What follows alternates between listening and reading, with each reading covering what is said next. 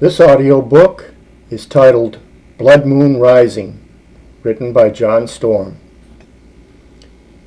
The windows of the family coon were open, letting the cool autumn air circulate freely within. The old man's oaken practice sword never wavered, wrapping a tattoo that shook him down to his bones. Jumping and whirling, long silken white hair streaming out like a banner, John's father never tired of sword drills. A few more moments of such and a brutal attack, and he would be on his knees. Then, without a word, his father lowered his weapon and stepped back. "Dad," John gasped in the wake of his father's attack, "I've got to catch my breath." "I could use a hot cup of sassafras," the old wizard acceded. "Care for some?" "What I want is cold and wet," John panted. "On me, in me, all over." He shook his head. Where did his father get so much energy? He grabbed some bottled water from the fridge. Even though in the past year he had shot up another inch or so, he was now taller than his dad's 6'5" frame. He couldn't keep up with the old man no matter how hard he tried. While serving as an Army Ranger in Afghanistan, he had turned 21. He looked like his father, except he carried his mother's Cherokee features. Dad was a blond, blue-eyed Celtic barbarian from an ancient Irish witch clan. Mom was a dark-eyed, raven-haired, civilized version of Native American loveliness from a Baptist family. So different. How did they ever manage to stay together as long as they did and rear 4 children? John smiled to himself. Karma overran dogma. At least that is what his father always said. "We're going to have to work on your transitions," the old man broke into his reverie, "both to and from an assassin's grip. It'll save your life someday." "I suppose that's possible," John chuckled, "but I don't get drawn into much lethal sword play these days. After all, it's the 21st century. They use Glocks and Ingrams now instead of broadswords."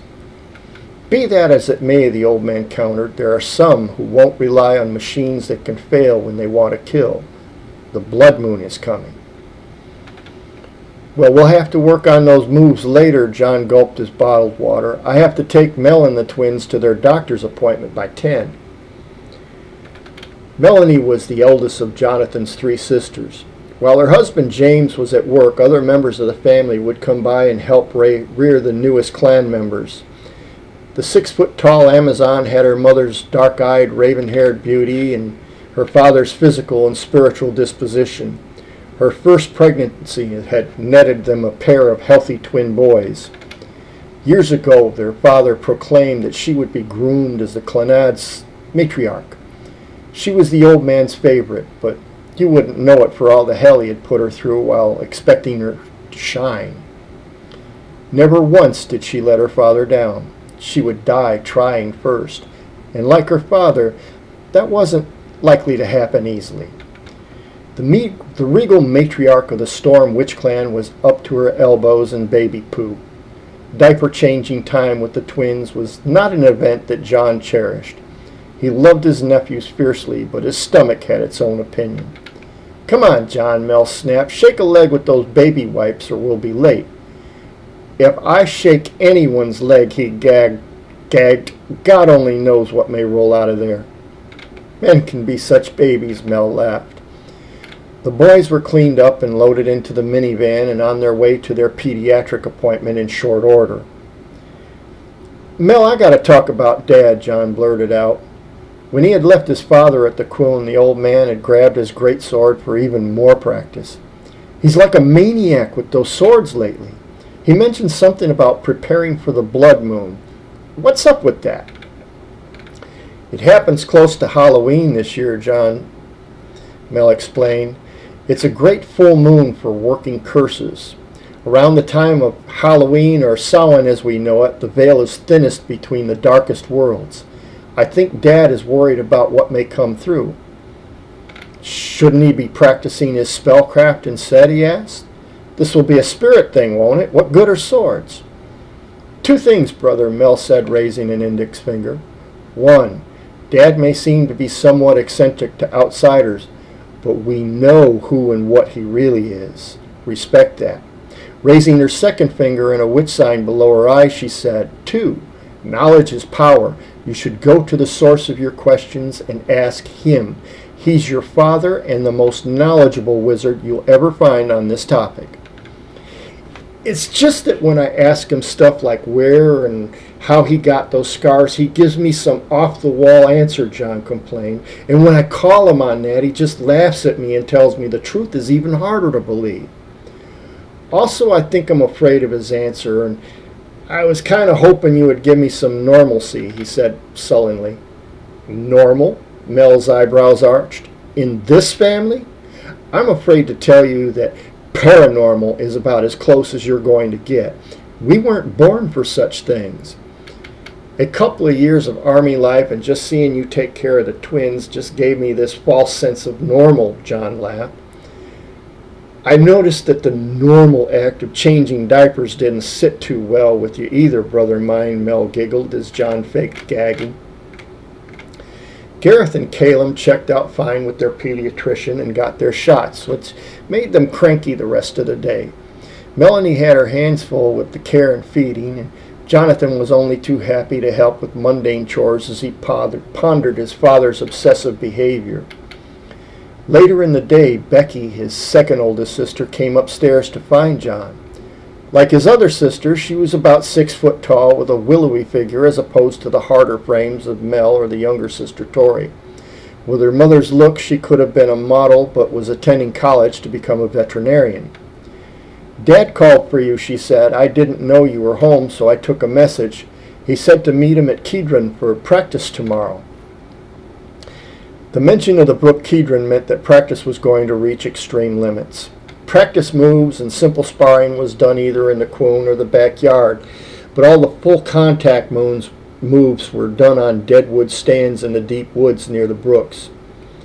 The Storm kids had learned and practiced wood lore and martial arts there from the time they could walk. Evidently, Dad wanted all his sword moves at full power and flawlessly executed, and the place to do that was Kedron. Jonathan packed his swords and equipments for the next day's workout. By 9 in the morning, John found his father hacking away with twin machetes on a large dead sugar maple they used for shuriken target practice. The old man was stripped to the waist in his black jeans and cross trainers, with his hair in a long braid down his back. His silver clan medallion gleamed white as his throat in the morning sunlight. He was whirling like a dervish, hacking away at the trunk and numerous logs he had set up to simulate a standing army. Branches and chips flew in the still morning air, and the machetes moved like twin circular blurs. He wasn't even sweating. John approached a clearing near the brook and placed his gear on the mossy bank. "Reporting for practice, Sifu," John shouted as he sorted through his battle bag for the appropriate equipment and weapons. "Today we'll stick with the short swords," the old man said, transitioning from a human buzzsaw to a lecturing master in the space of a heartbeat. To practice the transitions to and from an assassin's grip. He had practiced these self-same moves with his father since he was 4 years old, but the old man insisted the technique needed something more to be effective. Jonathan wanted to talk to his dad, but unless he was questioned directly, speaking was forbidden during the lessons. There would be plenty of time to chat during the breaks, though. Over and over again, the swords whirled in both hands, both overhand and underhand, every time the old man barked. Showing the weakness in the move, the old wizard smacked at John's blade in the middle of the transition, and it stuck in the ground at his feet. As you turn the blade, keep your index and middle finger taut around the hilt, instructed the old wizard, and tighten your complete fist on the hilt as it swings around into position. For an assassin's grip, your index fingers positions the hilt, while your middle fingers stay taut and tighten your fist. Again the old man barked, and John reversed grips on both hands. It was looking better and felt more solid.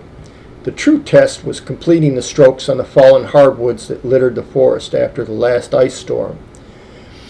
Jonathan jumped and whirled and hacked at every branch that showed itself within his range. When his father barked, he would shift his grip and in the process sever the branches nearest to his arm.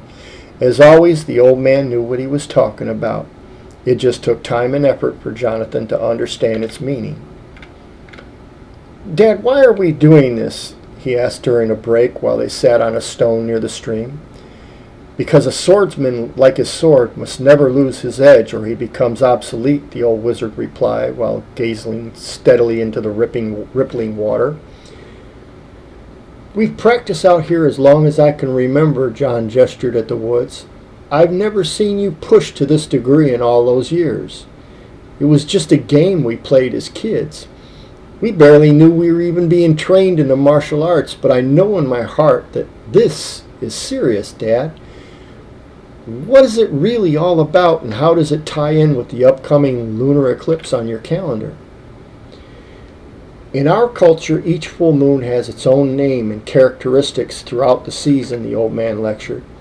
"Mostly in spellcraft, it is the new moon or moonless nights on which evil curses are worked. The exception to this would be the blood moon, an eclipsed full moon colored blood red that could power a whopper of a curse to throw at someone." "But you taught us in the craft," John said, "that the law of three makes it unwise for a true witch to send out curses, knowing they'll come back on as threefold." "That's true," said the old man, "but I didn't say we would be using the curses. I'm talking about really bad or foolish witches and warlocks." "But why the swordcraft, Dad?" John asked. "Swords don't stop curses." "Do you remember about 10 years ago my study of a druid's astrological wheel and the rift energies?" the old man asked. "Who could forget?" John reminisced. "It was a bright summer solstice when his father had used a combination of sunlight and magic focused into a crystal orb to open the rift in the devil's bathtub to the mythic world of Gwynedd. Fairies came flying out of a big ball of light in your hands," John went on. "Us kids met Sundog for the first time that day, and Mel took his picture. You're not anticipating fighting fairies with swords, are you?" "Well, son, it was with cold steel that the early Irish settlers drove off the Tuatha De Dananns from Ireland," the old man lectured. "To be sure, the rifts are also known to open into darker planes on other times of the year, like Samhain, for instance. The blood moon occurring as it does within a few nights of Halloween will make for a very potent energy to draw dark things through. And you know that full well that fairies can be dangerous and not just cute. There are terrible creatures in the fairy world that hate humans with an unholy passion. Should some fool warlock feel led to open such a door, all hell could literally break loose. Just in case I'm right about this, you and I will be on the welcoming committee, waiting with swords drawn." John had been taught at an early age that fear had no place in him. When he began to feel the icicles forming in his gut, he employed the discipline his father taught him. He slowed his racing heart and his breathing and expelled the fear for his enemies to breathe in. Sword practice continued for the remainder of that morning until his muscles burned from the exertion. The old man still showed no sign of weariness. The blood moon would happen an hour before midnight on Wednesday night. The old wizard determined that if the rift would be open, it would happen in one of two places locally. The Devil's Bathtub in nearby Mendon, New York, where Sundog came through, was less than an hour's drive away. However, it was in the midst of a deeply wooded park, far away from where any humans might be. These creatures would want human blood upon crossing over. The better choice was a wooded portion of Cobb's Hill Park in the midst of metropolitan Rochester. There would be hapless victims aplenty within blocks of the rift. Old Storm was certain that it would happen from this point. A survey during the daylight hours revealed occult symbols scrawled as graffiti in various points around the park. Witchcraft was being worked in the area, and it was being prepared for a visitation this night. About 10 o'clock on Wednesday night, Melanie and James loaded the twins into the 4x4, and John put his battle bag with his swords and equipment in the back and climbed into the rear seat next to the boys. In spite of all the jostling, they were fast asleep. Melanie was virtually dripping in silver jewelry. James and the baby also were wearing silver charms of one sort or another. I take it the swords won't be enough for tonight, John observed worriedly. Oh, Dad has something special for you two, Mel replied from the front seat. We won't be going into the woods with you, but our prayers will. Dad's more experienced at this sort of thing, so take your cues from him. They pulled up to the wooded section on the eastern end of the reservoir. The well-used old Chevy van sat like a squatter under the trees. There was no sign of the old man, but with his predilection for wearing nothing but black on black, Jonathan anticipated not seeing him until the wizard wanted to be seen. He climbed out of the vehicle and grabbed his gear from the back. Melanie got out and sprinkled salt on the vehicle and him as she prayed. He strapped his swords crosswise over his shoulders and buckled on shin and arm guards. A looming shadow caught his attention. Startled, he looked up. The old man stood behind him, looking intently from under the broad brim of his black leather hat. Silver bosses circling the hatband gleamed whitely in the moonlight. In his long black leather duster he looked like a highwayman of old. Ominous protrusions over each shoulder showed that he also was literally dressed to kill. He laid out on the hood of the 4x4 a large bundle that he carried. It's going to be unnaturally cold in these woods tonight, son, the old man explained, so you'll want to wear these too. The bundle consisted of an old trench coat his father used to wear when John was a little boy. It had been mended 1,000 times and been around the world in his father's travel almost as many times. The silver medallion with mage runes etched into the metal lay on top of a pair of black leather gloves with silver plates riveted to the back of the hands. A black felt hat with silver-studded hatband completed the ensemble. Jonathan chuckled. "What's so funny, son?" the old man asked. "It's just that if we get stopped by the police, we'll never convince them that we're not pimps from hell. No cop in his right mind is going to want to go where we're going tonight," said the wizard, "so that won't be a problem." Mel kissed them both and tossed salt on them before they left into the darkness of the woods. "Give 'em hell, guys," she called out. "They asked for it." Dressed and ready for battle, they turned as twin towers and strode quietly down the path that led into the woods. In the dappled light of the full moon, strange silvery sigils seemed to flicker across his and his father's coats. God alone knew how many times the old wizard had charmed them. Prominent among all the runes was the upward-pointing spear of Tyr, the rune of the spirit warrior. It took on a significant meaning at this point in time. "Tonight I am my father's son," he said quietly to himself. The time for the blood moon was fast approaching. Already a tinge of red was showing on the moon as the earth moved between it and the sun. It was confusing in these woods at night. Trails wound and turned back on themselves, and the sound of whispered chants came from all directions. "We've got to find the rift area and contain the dark fae before they start for the city streets," the old wizard stated as he pulled out a small crystal orb about 1.5 inches across. Standing in a crossroad clearing, he used his silver medallion to shine the moonlight into the crystal in his fingers. He called out, "Sundog, we're going to need your assistance if we hope to stop this abomination in time." Like a trick of the eyes, a blue glint of light shot out of the crystal and into the woods to their right. As they followed, the moon grew increasingly red. The silver accoutrements gleamed to angry red in response to the blood moon. Whispered chants grew louder just up ahead of them. The woods were beginning to feel very crowded. The odor of an acrid, metallic-smelling incense wafted from a glowing brazier in a small clearing ahead. Upon hearing the soft shing of his father drawing his swords, Jonathan likewise drew his own. Tonight they chose the short, leaf-shaped, double-edged Celtic war swords that would suit the close contact fighting in the woods.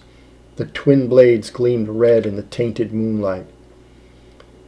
"If you leave the door open like this," the old wizard called to a shrouded figure standing at the brazier, "you can never tell who will show up." "No worries," a sibilant male voice rasped, and the figure gestured broadly. I was prepared for uninvited guests. From around the clearing, figures moved towards them, barely discernible in the dimness of the available light. There was something wrong with the large man-sized silhouettes that Jonathan couldn't pinpoint. "Dog soldiers!" exclaimed the old man at his side. "No werewolves?" John quipped nervously. "I would have preferred werewolves," the old man grumbled. "They aren't as organized as these. It's going to get hairy. Be sharp." An ominous communal growling came from all around them.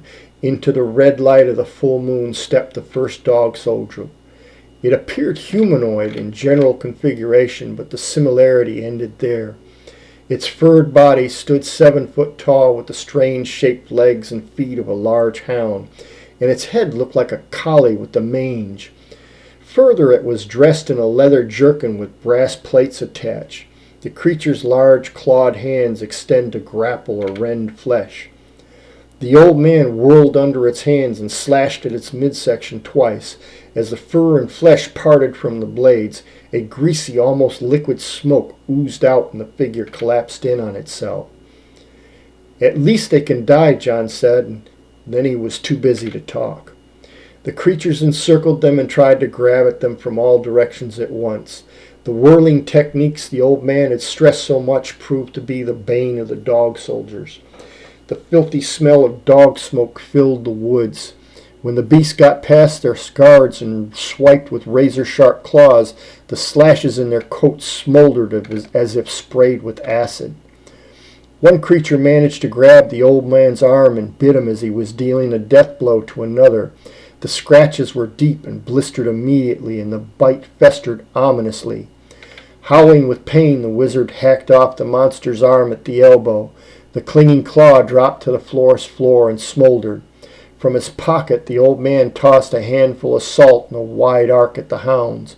Where the salt touched them, it set them to smoldering and bawling from the pain of it. He quickly slapped salt into the wounds on his forearm and roared his own pain. Jonathan was busy avoiding the claws of the dog soldiers and hacking at anything they shoved in his direction, his blades whirling in a continual stroke as he waded into the biggest concentration of the creatures he could find. He paused only for a second, checking his father's location, when both wrists were caught by a hulking brute with the head of a mastiff.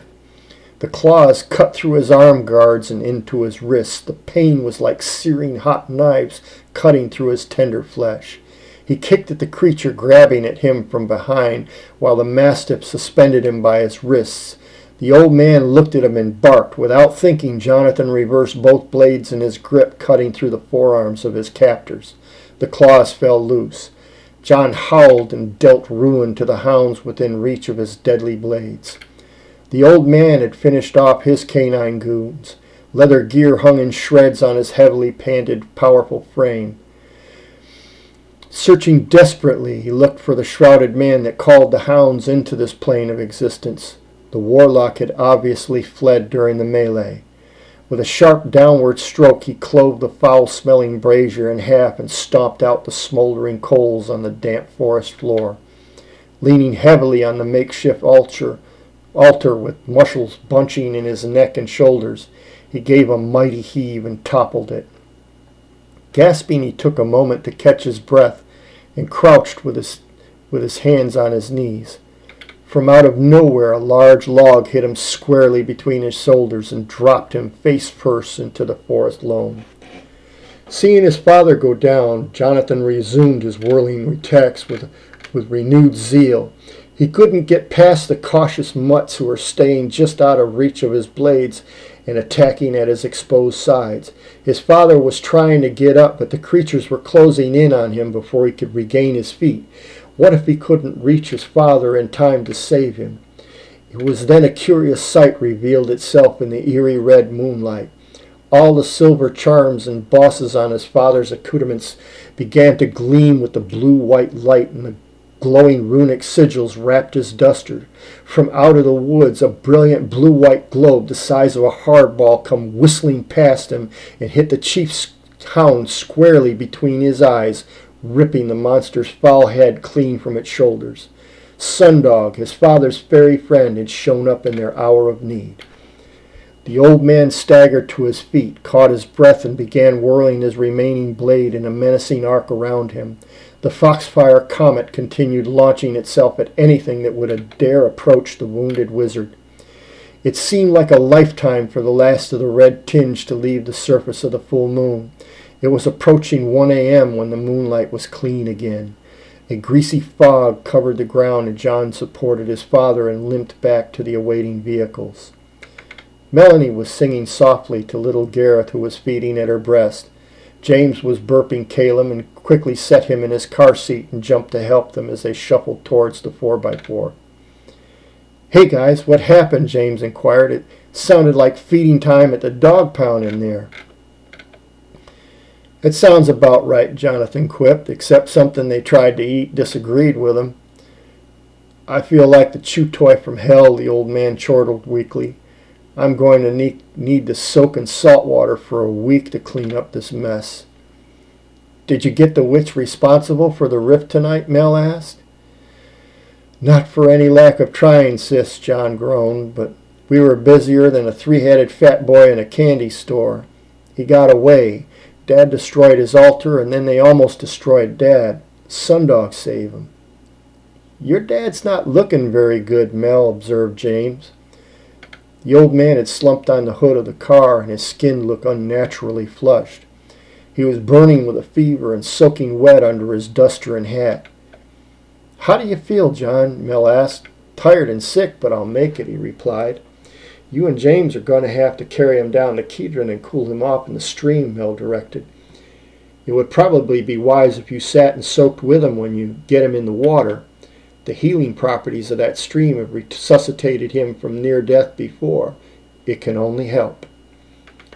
They loaded Old Storm into the hatch of the 4x4 and hauled him to the park north of the city.